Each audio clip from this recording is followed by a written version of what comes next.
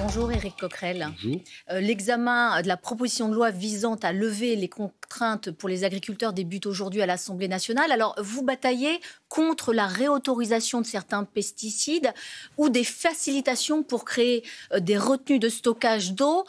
C'est les fameuses méga-bassines. Les partisans de ce texte et surtout les agriculteurs estiment que ces mesures sont nécessaires pour simplifier en quelque sorte le quotidien des agriculteurs. Vous leur dites quoi, ces agriculteurs qui sont aujourd'hui dans les rues ?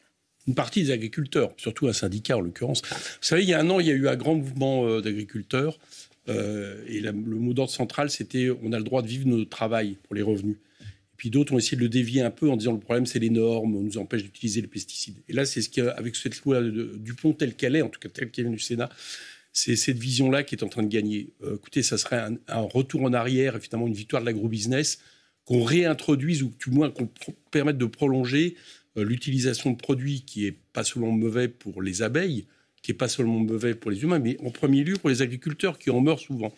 Donc voilà, on s'y oppose. Et tout à l'heure, on sera vigilant. Même si sur les pesticides, il s'agirait d'une dérogation qui pourrait être levée par l'Agence nationale de sécurité alimentaire. Oui, mais vous voyez bien le problème, c'est on avait tout un mouvement de limitation et puis d'extinction de l'utilisation de ces pesticides. Et là, finalement, on revient en arrière. Et quand on revient en arrière, en général, la boîte de Pandore est ouverte. Donc moi, je crains beaucoup. Je pense que ça serait une victoire de l'agrobusiness, encore une fois. Et puis, on voit bien qu'il faut aller vers une nouvelle forme d'agriculture qui, en plus, permet aux agriculteurs de mieux en vivre qu'aujourd'hui. Et ce n'est pas du tout ce que prévoit ce texte. J'alerte juste sur une chose, c'est que l'idée des partisans de ce texte, ça serait paradoxalement de le rejeter tout à l'heure en entrée à l'Assemblée. Il y a une motion de rejet pour après qu'il y ait une commission mixte paritaire. Au Sénat, où la version était pire, qu'on ne puisse pas en discuter. Donc on va avoir un paradoxe, c'est que ceux qui sont pour débattre de ce texte, pour essayer de l'atténuer par rapport à la version du Sénat, voteront contre la motion de rejet. Il y a une autre mobilisation en ce moment qui est celle des taxis. Eux protestent contre une baisse de leurs tarifs sur les transferts de malades. François Bayrou estime que, censé revoir sa copie. Mais le nombre de transferts de malades, il a explosé. Et le budget avec. Ah oui, c'est normal, puisque tout a été fait pour qu'il explose. Puisque je vous rappelle qu'on a favorisé l'ambulatoire. On a fermé les hôpitaux de proximité, donc les temps de parcours s'allongent et on s'étonne que ça coûte plus cher. Voilà, donc c'est un peu paradoxal tout ça. Non, les chauffeurs de taxi, je les soutiens pleinement pour 3 raisons. D'abord parce que c'est assez paradoxal de sans arrêt dire que le travail ne rapporte pas assez et puis de pénaliser une profession, premièrement. Deuxièmement, parce qu'en réalité, ils sont peu responsables justement des hausses dont vous parliez. C'est surtout le système de santé qui a évolué et puis aussi l'inflation. Et troisièmement, parce qu'ils se retrouvent dans une situation où ils sont concurrencés par le dérèglement, la dérégulation de leur métier, notamment avec les plateformes. Je ne parle pas des chauffeurs VTC, ce n'est pas eux les responsables. C'est les plateformes qui sont favorisées. Tout ça les inquiète et ils ont raison de demander la suspension de cette convention, non pas de retravailler, comme le dit M. Bayrou, un peu pour embirlificoter les choses.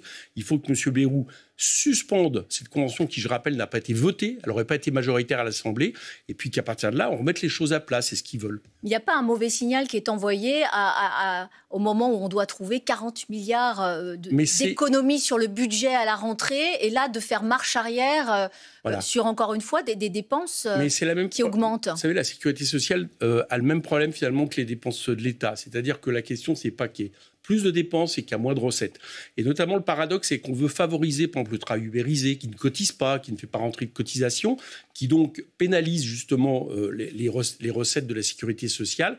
Donc tout ça montre bien qu'on ne prend pas la chose par le bon bout. La chose par le bon bout, c'est de permettre notamment à des professions comme les chauffeurs de taxi, qui cotisent, qui payent leurs impôts, etc., de continuer justement à pouvoir bénéficier des revenus qui sont les leurs, qui sont normaux. Ils font un bon travail, notamment dans les campagnes où il n'y a pas assez d'ambulances.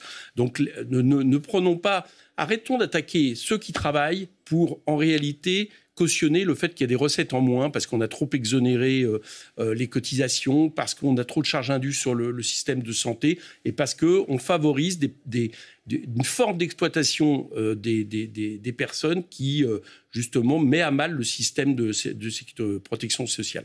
Demain, c'est le premier scrutin pour désigner le premier secrétaire du Parti socialiste. Je rappelle, 3 textes d'orientation, celui d'Olivier Faure, le sortant, de Boris Vallaud et de Nicolas Mayer-Rossignol. Nicolas Mayer-Rossignol, qui est le maire de Rouen et qui semble quand même être le challenger d'Olivier Faure et qui prône la rupture avec les insoumis. Est-ce que son élection, ce ne serait pas une forme de clarification clarification au sein de la gauche? Alors, écoutez, je n'ai pas envie de me mêler de leur vote. Ce que j'observe, c'est que plus aucun, même Faure, Olivier Faure, préconise l'unité avec les Insoumis. Donc c'est un retour en arrière.